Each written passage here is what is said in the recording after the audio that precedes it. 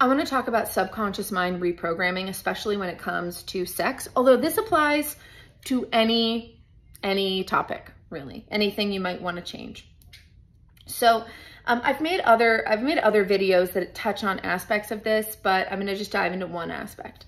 So your subconscious mind, the power of positive thinking is something that people roll their eyes at a lot because it feels like the oldest story in the world. And it feels like something that every motivational speaker in the world talks about. So therefore it's easy to sort of be like, whatever.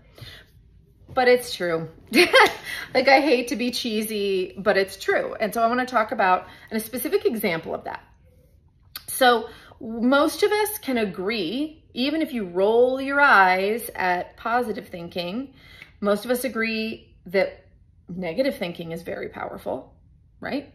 If you think negative thoughts all the time, or you're surrounded by toxic friends, or you have a parent figure who never praises you, you never feel good enough, does that have a positive or a negative effect on you? Most people would agree that there is a negative effect, right? There can be huge negative effects, like a parental figure who never ever gives you their approval. This is powerful stuff, right? This can change a person's whole life. Right? Their trajectory, what kind of job they look for. They may spend their whole life trying to get approval from that parent. So if that's not powerful, I don't know what is. Okay, so if it's powerful like that, if negative thinking is that powerful, then positive thinking is also that powerful.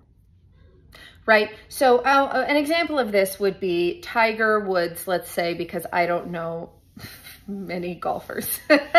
There's probably someone more current, but that's what I'm going with. So let's pretend that there's two identical Tiger Woodses, and both of them have the exact same training, the exact same skill set.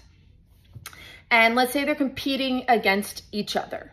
Okay. So Tiger Woods A is super negative, okay? They think negative thoughts. They're like, you're gonna mess up today, don't mess up. You're gonna be letting people down. The press is gonna be all over me, right? Man, I don't feel good today. Whatever it is, thinking negative thoughts. Tiger Woods B is like, I feel good. I've trained my whole life. I know what I'm doing. I know what I've got. Fresh air. I like people being here. This is my place. I've done this 1,000 times. I feel strong. I feel ready. I got the eye of the tiger. Which Tiger Woods do you think is more likely to do well? I think most people would agree that the person with the positive mentality that brings that every day, looks at things positively, feels good, praises themselves, feels good about themselves, is over time most likely to have to do better, to have a more positive experience, to maybe even have a longer career because you're not going to feel emotionally or physically burnt out as quickly. So when we look at it outside of ourselves, we can see that, like, of course, like, let's say if you don't like that metaphor, let's pretend there's little Billy, and little Billy there's two versions of little Billy's life. And in version A of little Billy's life, his parents are, he's got a parent or mom who's always telling him that, he's good for nothing and he's just like his loser uncle. You're just like him. And you're always telling him he's never good enough, picking on his failures, noticing everything that's wrong with him, right? Highlighting that all the time. Little barbs, little negative comments all the time, okay? And then little Billy in alternate reality B, parents are like, Billy, we're proud of you. We notice when you work hard. We support you. We love you. What do you think is going to happen to Billy in each of these scenarios? Obviously, there's different outcomes, but overall, I think it's pretty easy to understand that the kid, the version of the kid who has the parents who are always focusing on the negative and putting him down and telling him his piece of crap, is probably going to live a life that actually validates that. Because when you have a parental figure telling you that you're never going to amount to anything and that you're a piece of crap, because they are so far above you when you're a child emotionally, we tend to want to fulfill whatever they believe to be true. This is a subconscious desire, not a conscious desire, right? So in many cases, that person goes on and messes up, does badly in school, feels terrible about themselves, has depression. They might, commit crimes. They might end up just like their uncle, just like their parents said.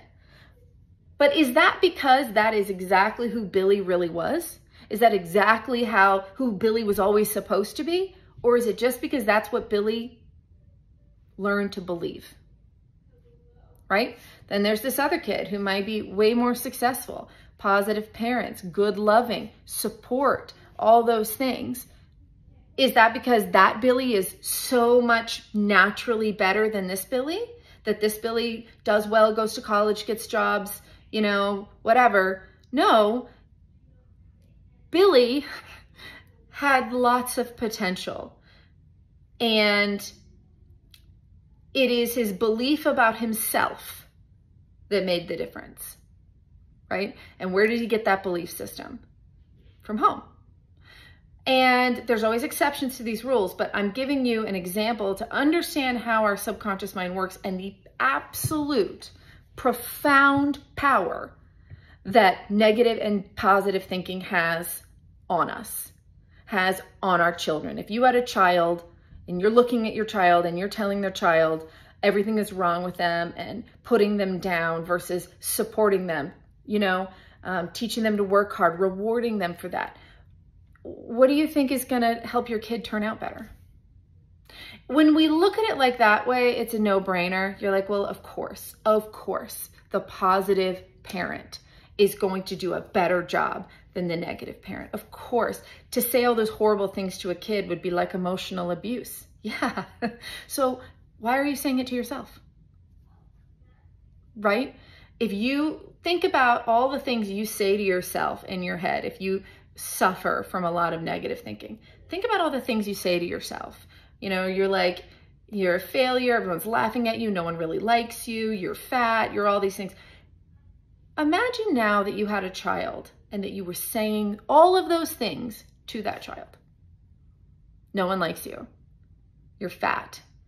You embarrassed yourself at that party, right? You're a failure. People are laughing behind your back. Nobody actually likes you. Can you imagine saying those things to a little child? I hope the answer is no. I hope that makes you, feel disgusted when you think, oh my God, no. If that's not okay to say to other people, why is it okay to say to yourself? Why do you think you can still blossom while treating yourself like that?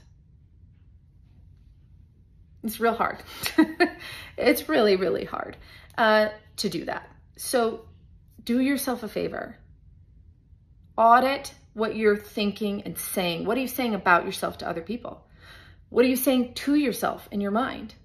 Do an audit of those things. Think about that child. Imagine pulling those thoughts out that you say to yourself over and over and over again. Imagine saying them to a little child, right?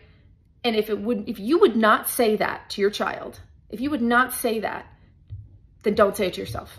Start to interrupt yourself. I'm saying it again. Say something positive. I'm working on it. I'm improving. I'm working, I'm doing positive things for my weight, if that's something you're thinking about, right? I'm making changes, whatever it may be, reframe it in a positive way, interrupt yourself. This takes time and it takes practice. Nobody's perfect at it. But after a while, if you really work on this, auditing, interrupting yourself, understanding that you are like that parent, okay? You're saying things to your inner child and it's not necessarily what is true. It's just what that child begins to believe that turns them into who they become. So again, just because you have a negative thought about yourself doesn't make it true. It's just a shitty negative thought, right? So when that happens, you don't have to take it in. You don't have to absorb that message. You don't have to keep saying that to yourself. And it's not helpful at all. It's like, is it going to help that child live a happy life and be the best version of themselves? Hell no. So if you're not going to say it to a little kid, don't say it to yourself. When you start to hear yourself say it to yourself, interrupt yourself. Be like, whoop, I'm not doing that anymore. Okay. I'm making changes. That sucks. I'm not going to say that anymore, and say something positive to yourself. At first it'll feel difficult and maybe cheesy or whatever. And you may be like, I don't really believe what I'm saying, but I'm good enough. I'm smart enough, that kind of thing. But over time, that repetition is one of the ways that we rewrite our subconscious belief patterns. So over time, it will change. It will shift. Do the work. It's so important. Think about that child. Would love to know your thoughts.